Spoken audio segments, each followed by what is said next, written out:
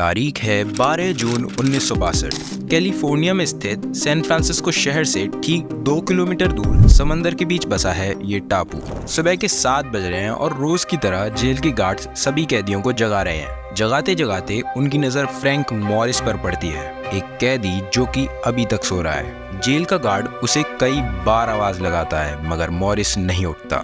इस बात पर गार्ड को गुस्सा आ जाता है, इसलिए वो सेल में हाथ डालकर उसके सर पर जोर से मारता है। हाथ मारते ही मॉरिस का सर बेड पर से नीचे गिर जाता है। ये देखकर गार्ड की सांसें कुछ मिनटों के लिए थम जाती हैं, लेकिन जब वो गौर करता है तो सर उसे कुछ अजीब नजर आता है। पास जाकर देखने पर पता चलता है कि ये मॉरिस नहीं बल्कि एक नकली सर है। गार्ड तुरंत सीटी बजाकर बाकी सभी गार्ड्स को बुलाता है और जल्दी सारे सेल्स को चेक करने को कहता है। चेक करने पर पता चलता है कि 2 और सेल्स में से कैदी गायब हैं और इसी तरह नकली सरों को रखकर भाग चुके हैं। पूरे टापू पर छानने पर भी कैदियों का कोई नामो निशान नहीं मिलता। मिलते हैं तो कुछ सवाल ये कि आखिर कैसे ये कैदी अल्काट्राज जेल तोड़कर भाग निकले। वो जेल जिसे दुनिया की सबसे खतरनाक जेल कहा जाता था, वो जेल जिसे तोड़कर भाग पाना नामुमकिन माना जाता था। आखिर कैसे कैदी इस जेल को तोड़कर भाग निकले और आखिर गए तो गए कहाँ? कैसे दुनिया की सबसे बड़ी इन्वेस्टिगेशन एजेंसी FBI तक इस केस को सॉल्व नहीं कर पाई? आइए जानते हैं। It is one of America's greatest mysteries. They broke out of the escape-proof Alcatraz federal prison. 3 inmates managed to escape from Alcatraz prison. It was a legendary escape from a place that was supposed to be inescapable. And it is one of the most enduring crime mysteries in U.S. history. What happened to 3 men? Did the men survive? And if so, where did they go? And are they still alive? इस case को अच्छे से समझने के लिए हमें सबसे पहले इस जेल के बारे में जानना होगा। यह है अल्काट्राज फेडरल पेनिटेंशियरी, 22 एकड़ का एक छोटा सा टापू जो कि दूर से देखने में एक बड़ी चट्टान जैसा लगता है, इसलिए इसे द रॉक के नाम से भी जाना जाता है। सुबह 7 बजे कैदियों को जगाया जाता था और 8 बजे से लेकर दोपहर तक काम करवाकर शाम 5 बजे सेल में बंद कर दिया जाता था। और तो और दिन में 13 बार कैदियों की गिनती भी होती थी। जेल के चारों ओर 25 मीटर ऊंची कांटेदार फेंस लगी थी जहां गार्ड रोजाना गश्त करते थे। टापू पर 7 लाइट टावर भी थे जिन पर 24 घंटे बंदूक ताने गार्ड तैनात रहते थे और सभी गार्ड्स को खुली छूट थी कि अगर कोई भी कैदी जेल तोड़कर भागता पाया गया तो उस पर सीधा गोली दाग दो। और पूरा टापू समंदर के ठंडे पानी से घिरा हुआ था, जिसका मतलब है कि अगर कोई कैदी जेल से भागने में कामयाब हो भी जाता है तब भी इस समंदर को पार नहीं कर पाएगा, क्योंकि इस पानी में 20 मिनट से ज्यादा टिकना यानी मौत को खुद बुलावा देने जैसा था। इसलिए इस जेल को उस वक्त का एक एस्केप प्रूफ जेल भी कहा जाता था, यानी ऐसी जेल जिससे भाग पाना असंभव या कहें तो नामुमकिन है। इस कहानी के मेन किरदार ये 4 लोग हैं। पहला है फ्रैंक ली मॉरिस, 36 साल का एक ऐसा इंसान जिसकी IQ आम लोगों के मुकाबले टॉप 2% में गिनी जाती है, with the IQ of 133। Morris Washington DC में पैदा हुआ था और 11 साल की उम्र में अनाथ भी। बाकी की जिंदगी इसने फॉस्टर होम्स में गुजारी थी और 13 साल की उम्र से ही क्राइम की दुनिया में कदम रख चुका था। कई बार चोरी चकारी करने और गिरफ्तार होने के बावजूद भी जब मॉरिस ने लुजियाना जेल से भागने की कोशिश की तो साल 1960 20 जनवरी को इसे अल्काट्राज भेज दिया गया। दूसरा है जॉन विलियम एंगलिन और तीसरा क्लैरेंस एंगलिन। दोनों भाइयों का जन्म डोनाल्डसनविल जॉर्जिया में हुआ था। माँ बाप सीजनल फार्म वर्कर्स थे और हर जून को उत्तर में मिशिगन की ओर माइग्रेट करते रहते थे। दोनों भाइयों को आपस में एक दूसरे से काफी लगाव था और तो और दोनों काफी माहिर तैराक भी थे। इतने माहिर कि मिशिगन की ठंडी झील जिस पर बर्फ तैरा करती थी, इतने ठंडे पानी में भी ये दोनों भाई आराम से तैरकर अपने दोस्तों को चौंका देते थे। और जैसे जैसे ये दोनों बड़े होते गए इनको अलग कर पाना भी नामुमकिन हो गया। इन भाइयों ने छोटी उम्र से ही चोरी चकारी करना चालू कर दी। ये ज्यादातर ऐसे व्यापारों को निशाना बनाते थे जो बंद हो गए हो ताकि किसी को चोट न पहुंचे। ये बताते थे कि इन्होंने अपनी पूरी जिंदगी में बस एक बार ही हथियार का इस्तेमाल किया है, वो भी एक बैंक लूटते हुए टॉय गन का। दोनों भाइयों को 17 जनवरी 1958 को 35 साल तक की जेल की सजा सुनाई जाती है। मगर जब दोनों ने अटलांटा जेल से कई बार भागने की कोशिश की तो पहले जॉन को 24 अक्टूबर 1960 और फिर क्लैरेंस को 16 जनवरी 1961 में अल्काट्राज जेल भेज दिया गया। चौथा है एलन वेस्ट। ये कैदी इन चारों में से अल्काट्राज सबसे पहले आया था। वेस्ट का जन्म न्यूयॉर्क में हुआ था। ये अपनी पूरी जिंदगी में 20 बार गिरफ्तार हो चुका था और जब इसने फ्लोरिडा जेल से भागने की कोशिश की तो इसे भी साल 1957 को अल्काट्राज भेज दिया गया। अब ये चारों अल्काट्राज जेल में सजा काट रहे थे और इत्तेफाक से ये चारों एक दूसरे को पहले से जानते भी थे क्योंकि ये पहले भी सजा काटते हुए मिल चुके थे। अब क्योंकि ये अलग अलग वक्त पर अल्काट्राज पहुंचे इसलिए इनके सेल भी काफी अलग अलग थे। यहाँ एलन वेस्ट और एंगलिन ब्रदर्स के सेल तो बी ब्लॉक में ही थे मगर मॉरिस का सेल दूसरे ब्लॉक में था, इसलिए ये चारों सिर्फ खाने के समय ही आपस में बात कर पाते। मगर जब फ्रैंक मॉरिस ने जेल अथॉरिटी से अपने सेल को बदलने की गुजारिश की तो साल 1961 दिसंबर में मॉरिस को भी बी ब्लॉक में सेल मिल जाता है। अब यहाँ से शुरू होती है असली प्लानिंग। दरअसल कहने को तो अल्काट्राज एक जेल ही थी मगर फिर भी यहाँ हर चीज की सुविधा थी। पढ़ने वालों के लिए किताबें थीं, पेंटिंग करने के लिए कलर्स थे और जिनको म्यूजिक का शौक होता उनके लिए सारे म्यूजिकल इंस्ट्रूमेंट्स भी थे। रोज शाम 1 घंटा म्यूजिक आवर भी होता जिसमें सारे कैदी आपस में बैठकर अपने अपने म्यूजिकल इंस्ट्रूमेंट्स बजाते। अब क्योंकि मॉरिस को भी म्यूजिक का शौक था तो उसने भी एक कॉन्सर्टीना ले रखा था। अल्काट्राज में हर कैदी को कुछ ना कुछ काम सौंपा जाता था ताकि कैदियों का भी मन लगा रहे और जेल के सारे काम भी हो जाए। ऐसे ही मॉरिस को लाइब्रेरी साफ करने का काम दिया गया, एंगलिन ब्रदर्स को कैदियों के बाल काटने का और वेस्ट को सेल्स पर पेंट और सफाई करने का। अब एक रोज होता क्या है कि जब वेस्ट ऊपर के सेल्स पर सफाई कर रहा था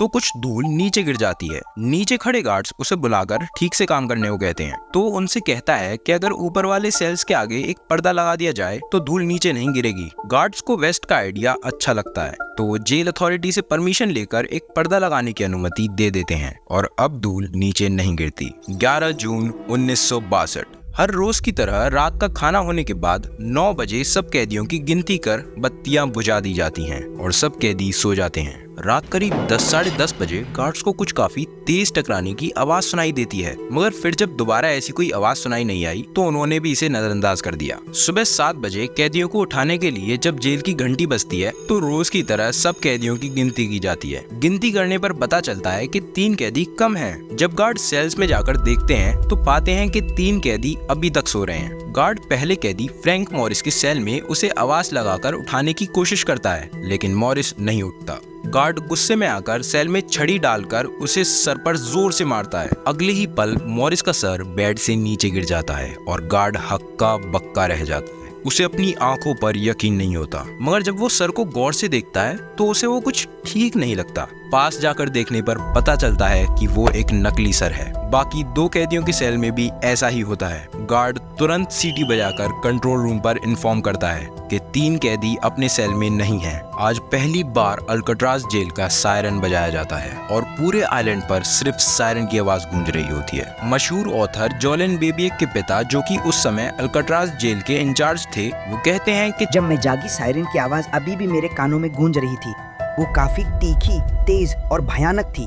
तुम्हें पता है मैं चौंक गई थी और मेरे मन में सबसे पहला ख्याल यही आया कि कहीं कोई कैदी भाग तो नहीं गया, पर अफसोस कि कुछ ऐसा ही हुआ था। सेल चेक करने पर पता चलता है कि सेल की वेंटिलेशन चैम्बर को तोड़कर बड़ा किया गया है, इतना बड़ा कि आराम से उसमें से एक आदमी निकल सकता है। लेकिन यहाँ गौर करने वाली बात ये थी कि यहाँ 4 सेल्स के चैम्बर टूटे हुए थे मगर कैदी सिर्फ 3 गायब थे। जो गायब नहीं था वो था एलन वेस्ट। अब यहाँ वेस्ट फंस जाता है। जेल अथॉरिटी तुरंत उसे उठाती है और उससे पूछताछ चालू कर देती है मगर वेस्ट कुछ नहीं बताता। मगर जब जेल अथॉरिटी उसे ऑफर देती है कि अगर वो एक सरकारी गवाह बनेगा तो उसकी ये जेल से भागने की सजा माफ कर दी जाएगी, तब जाकर कहीं वेस्ट अपना मुंह खोलता है और अब जो कहने जा रहा है वो आपकी होश उड़ा देगा। ठीक वैसे ही जैसे जेल अथॉरिटी और FBI जैसी बड़ी बड़ी एजेंसीज के उड़ा दिए। वेस्ट बताता है कि वो जब से अल्काट्राज आया था वो भी बस किसी तरह जेल से भागने की फिराक में घूम रहा था। यहाँ तक कि उसने जेल से बाहर निकलने का तरीका भी खोज लिया था। क्योंकि वेस्ट ही जेल की साफ सफाई करता था तो उसने जेल का हर कोना जान लिया था। उसे ये भी पता चल गया था कि बी ब्लॉक के सेल्स में लगे वेंटिलेशन चैम्बर के पीछे 8 इंच मोटी दीवार है जिसे अगर किसी तरह पार कर लिया जाए तो वो सीधा पाइपलाइन चैम्बर में पहुंच सकते हैं, जहाँ ऊपर एक शाफ्ट है जिस पर कोई भी सीमेंट सील नहीं है। सिर्फ एक पंखा है जिसे खोलकर जेल से बाहर निकला जा सकता है। मगर सिर्फ इतने प्लान से वो भाग नहीं सकता था क्योंकि ना तो वेस्ट ये जानता था कि इस 8 इंच मोटी दीवार को पार कैसे किया जाए और अगर पार कर भी लिया तो समंदर का क्या जिसे तैरकर पार करना नामुमकिन है। और इस तरह एंट्री होती है फ्रैंक मॉरिस की, जो कि शुरू से ही काफी शातिर था और अल्काट्राज आया ही भागने के लिए था। इसलिए जब उसकी मुलाकात एलन वेस्ट से हुई और जब उसने वेस्ट का प्लान सुना तो सीधा खोज करना चालू कर दी और एंगलिन भाइयों को भी अपने साथ जोड़ लिया। चारों ने साथ मिलकर मॉरिस के कहने पर जेल से चम्मच, पुराने आरी के ब्लेड्स और बटर नाइफ चुराने शुरू कर दिए और रात में सबके सोने के बाद वेंटिलेशन चैम्बर को खोदना भी चालू कर दिया ताकि वेंटिलेशन चैम्बर पर कोई टूट फूट दिखाई न दे। इसलिए इन चारों ने नकली कार्डबोर्ड से बना एक वेंटिलेशन चैम्बर उसके ऊपर लगा दिया और उसके लिए सेम कलर ढूंढने में भी कोई दिक्कत नहीं हुई क्योंकि कलर का काम वेस्ट ही करता था। और तो और मॉरिस और इन तीनों ने मिलकर वैक्यूम क्लीनर की मोटर से एक ड्रिल मशीन भी तैयार करी, मगर दिक्कत ये थी कि इसे चलाने पर आवाज होती जिससे इन लोगों के पकड़े जाने का डर था। इसलिए ये शाम खाना खाने के बाद म्यूजिक आवर के दौरान ड्रिल मशीन का इस्तेमाल करते।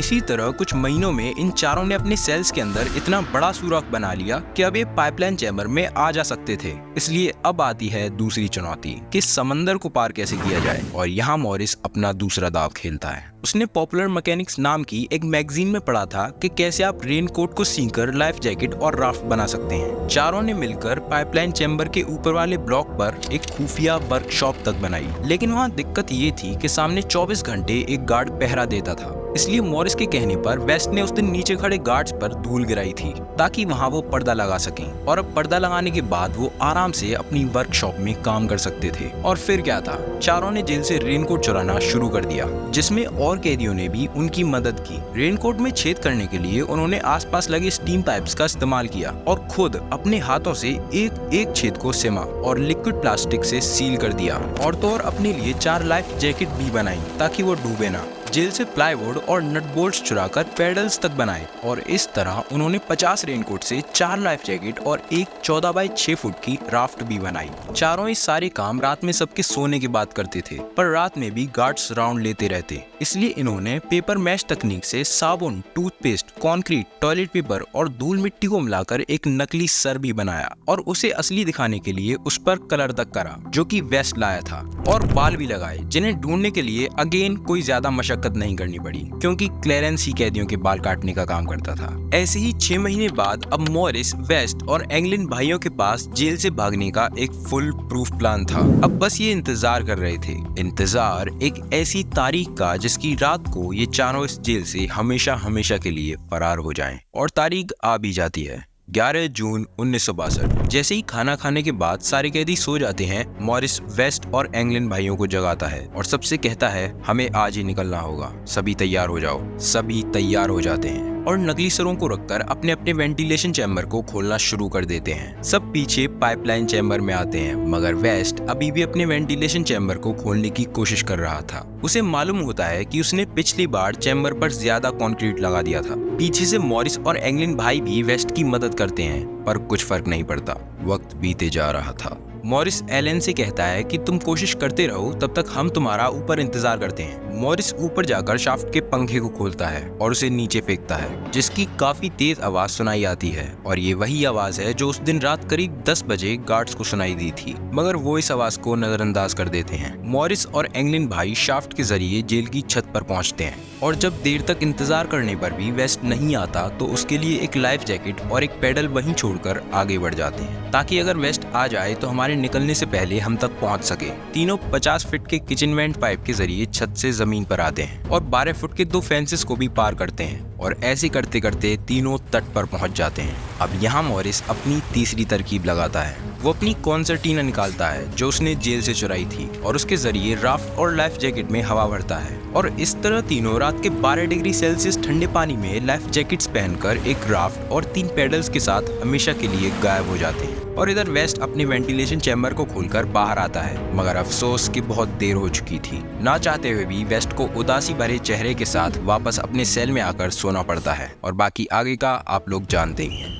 वेस्ट के मुंह से ये प्लान सुनने के बाद जेल अथॉरिटी की पैरों तले जमीन खिसक जाती है कि उनकी नाक के नीचे इन चारों ने इतनी बड़ी साजिश रची और किसी को कानों कान खबर तक नहीं हुई। पूरे टापू का चप्पा चप्पा छाना जाता है, मगर कोई सुराग नहीं मिलता। इसलिए अब इस केस में FBI को आना पड़ता है। जब FBI एलन से पूछताछ करती है कि उनका टापू से निकलने के बाद क्या प्लान था, तो उसने बताया कि द रॉक से निकलने के बाद उन्हें सबसे पास एंजल टापू पर जाना था और वहां से रकून स्टेट होते हुए मरीन काउंटी पहुंचना था, जहां से एक गाड़ी और कुछ कपड़े चुराकर उनका हमेशा के लिए देश छोड़कर भाग जाने का प्लान था। FBI को ये जानकारी मिलते ही सबसे पहले एंजल टापू को खंगाला गया। एक एक गुफा तक की तलाशी ली गई, मगर कुछ हाथ नहीं आया। 2 दिन बीत जाने के बाद FBI को एंजल टापू के पास से लेटर्स का एक पैकेट रबड़ में बंधा मिलता है, जिसमें एंगलिन भाई और उनके परिवार के कुछ निजी फोटोज थे। और कुछ दिन बाद एक प्लाईवुड पैडल और एक होममेड लाइफ जैकेट भी, जो कि उन तीनों की ही थी। इन चीजों के अलावा FBI को कुछ नहीं मिला और ऐसे ही महीनों तक खोजबीन चलती रही। इधर 9 महीने बाद 21 मार्च 1963 को अल्काट्राज जेल बंद कर दी जाती है, क्योंकि इसको चलाने में सरकार को काफी ज्यादा खर्चा करना पड़ रहा था। और इतना खर्चा करने के बावजूद भी अगर कोई कैदी भाग जाए तो फिर ऐसी जेल को चलाने का कोई फायदा नहीं। पर FBI की जांच पूरे जोश के साथ जारी रहती है, मगर 17 साल तक काफी खोजबीन करने के बावजूद भी जब कुछ हाथ नहीं आता तो 31 दिसंबर 1979 को इस केस को ये बोलकर बंद कर दिया जाता है कि वो तीनों कैदी उस रात तेज हवाओं और 12 डिग्री सेल्सियस ठंडे पानी की वजह से समंदर में ही डूब गए। और जैसा कि वेस्ट ने बताया कि वो मरीन काउंटी से गाड़ी चुराते, ऐसी कोई भी गाड़ी की चोरी FBI ने उस रात रिपोर्ट नहीं की और FBI इस केस को US मार्शल्स को देते हुए अपनी तरफ से इसे हमेशा के लिए क्लोज कर देती है। मगर बिना किसी डेड बॉडी या सबूत के ये कहना कि वो तीनों मारे गए बिल्कुल गलत है। इसलिए FBI जैसी बड़ी एजेंसी तक पर काफी सवाल उठाए गए।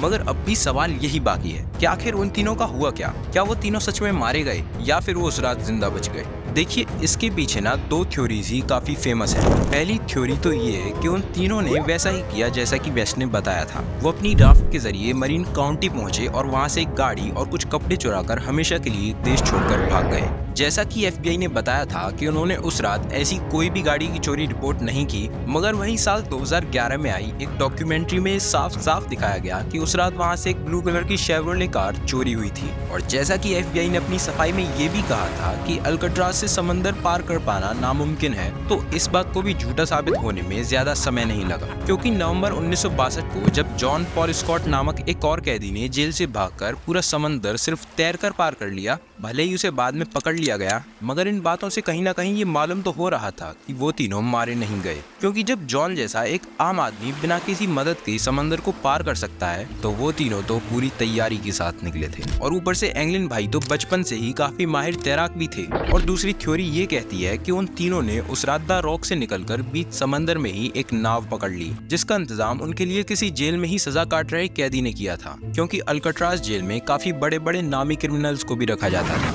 और सैन फ्रांसिस्को के पुलिस विभाग का एक ऑफिसर, जो कि उस रात शहर के तट पर ही ड्यूटी कर रहा था, वो बताता है कि उसने उस रात करीब 1 बजे द रॉक से थोड़ी दूर बीच समंदर में एक नाव को देखा था, जिसे देखकर लग रहा था जैसे कि वो किसी का इंतजार कर रही हो। और कुछ ही देर में वो नाव वहां से चालू होकर समंदर के बीच गायब हो गई। और इस थ्योरी में काफी दम भी दिखाई देता है, क्योंकि जरा सोचिए, उन्हें उसी रात उसी वक्त क्यों निकलना था, जबकि उनका एक साथी फंस चुका है। अगर वो चाहते तो अगले दिन भी निकल सकते थे ना, मगर नहीं, उन्होंने वही दिन वही समय चुना, क्योंकि उस रात उनका कोई इंतजार कर रहा था। और आने वाले कई सालों तक ऐसे ही कई सबूत और खुलासे आते रहे हैं, जिससे साबित होता है कि वो तीनों अभी भी जिंदा हैं। जैसे कि एंगलिन भाइयों के परिवार को हर फेस्टिवल बिना नाम के गुलदस्ते या कार्ड्स आते रहते थे। यहाँ तक कि उनकी माँ रशेल एंगलिन के अंतिम संस्कार में भी 2 अजीब सी दिखने वाली औरतों को देखा गया, जिन्होंने काफी मेकअप लगा रखा था। और ऐसे ही उनके पिता जॉर्ज एंगलिन के अंतिम संस्कार में भी 2 लंबी लंबी दाढ़ी मूंछ रखे आदमियों को देखा गया। US मार्शल्स के ऑफिसर भी वहां मौजूद थे, मगर जैसे ही उन्होंने उनसे पूछताछ करने के लिए उनकी तरफ बढ़ने की कोशिश की, वो दोनों भीड़ में गायब हो गए। एंगलिन भाइयों के भाई रॉबर्ट एंगलिन का कहना था कि वो दोनों आदमी जो उनके पिता के अंतिम संस्कार में आए थे और वो 2 औरतें जो उनकी माँ के अंतिम संस्कार में आई थी, उनके भाई जॉन और क्लेरेंस एंगलिन ही थे, जिन्होंने पुलिस से बचने के लिए अपना भेष बदला था। यहाँ तक कि साल 2015 में हिस्ट्री चैनल पर आई एक डॉक्यूमेंट्री में ब्रेड ब्रेजी नामक एक शख्स वो बताता है कि साल 1995 के अंदर वो दोनों एंगलिन भाइयों से मिला था। और सबूत के लिए वो एक फोटो भी दिखाता है, जिसकी जांच करने पर भी ये साफ पता नहीं चलता कि ये दोनों आदमी पक्का एंगलिन भाई ही हैं, क्योंकि दोनों ने चश्मे लगा रखे हैं। और तो और साल 2013 में सैन फ्रांसिस्को पुलिस विभाग को एक लेटर भी मिलता है, जिसका ट्रांसलेशन कुछ इस तरह था: मेरा नाम है जॉन एंगलिन। मैं जून 1962 में अपने भाई क्लेरेंस और फ्रैंक मॉरिस के साथ अल्काट्राज से भागा था। मैं 83 साल का हो चुका हूँ और काफी बुरी हालत में हूँ। दरअसल मुझे कैंसर हो गया है। हाँ, हम सब उस रात बच गए, मगर काफी मुश्किल से। फ्रैंक की अक्टूबर 2005 में मौत हो गई। उसकी कब्र अलेक्जेंड्रिया में किसी और नाम से दफन है। मेरा भाई भी साल 2011 में मर गया। अगर आप टीवी पर सबके सामने ये कहते हैं कि पहले तो मुझे 1 साल से ज्यादा की जेल नहीं होगी और साथ ही मेरा इलाज भी कराया जाएगा, तो मैं आपको दोबारा लिखकर ये बता दूंगा कि मैं अभी कहाँ हूँ। और ये कोई मजाक नहीं है, मैं सच कह रहा हूँ। मैं आपको बताना चाहता हूँ कि 7 साल तक मैं नॉर्थ डकोटा के अंदर मिनॉट में रहा और साल 1990 से 2005 तक फ्रागो में, मगर वहाँ बहुत ज्यादा ठंड थी, इसलिए मुझे वहाँ से निकलना पड़ा। भागने के बाद मैंने अपने ज्यादातर साल सिएटल में काटे हैं और मैं इस वक्त दक्षिणी कैलिफोर्निया में रह रहा हूँ। जब पुलिस ने इस लेटर पर लगे फिंगरप्रिंट्स और हैंडराइटिंग की जांच करवाई तो कुछ भी साफ साफ पता नहीं चला, इसलिए पुलिस ने भी इस लेटर पर कोई ज्यादा गंभीरता नहीं दिखाई और ऐसे ही आज दिन तक 62 साल बीत जाने के बाद भी उन तीनों का कुछ पता नहीं चला। हालांकि यूएस मार्शल्स की तरफ से ये केस आज भी ओपन है और तब तक बंद नहीं होगा जब तक या तो इन कैदियों का कुछ पता नहीं चल जाता या फिर इनकी उम्र 100 साल नहीं हो जाती। मगर जरा सोचिए, अगर वेस्ट उस दिन किसी तरह फंसा ना होता और उनके साथ ही गायब हो जाता तो क्या जेल अथॉरिटी ये जान पाती कि आखिर वो कैदी कैसे भागे? मुझे तो नहीं लगता। और क्या होता अगर उस दिन गार्ड उस आवाज को नजरअंदाज ना करके उसकी छानबीन करते? शायद वो तीनों अभी भी जेल में होते। मगर इससे ये बात तो साफ जाहिर होती है कि मुश्किल कितनी भी हो, अगर आप किसी चीज को ठीक उन कैदियों की तरह ठान लें तो कुछ भी कर सकते हैं। अल्काट्राज जेल, जिसे अपने समय का सबसे खतरनाक और एक एस्केप प्रूफ जेल कहा जाता था, उस जेल से 3 कैदी फरार हो गए। आपके इस पर क्या विचार है और कौन सी थ्योरी में आपको ज्यादा दम दिखाई देता है? आप चाहें तो अपनी राय नीचे कमेंट कर सकते हैं, मैं जरूर पढ़ूंगा।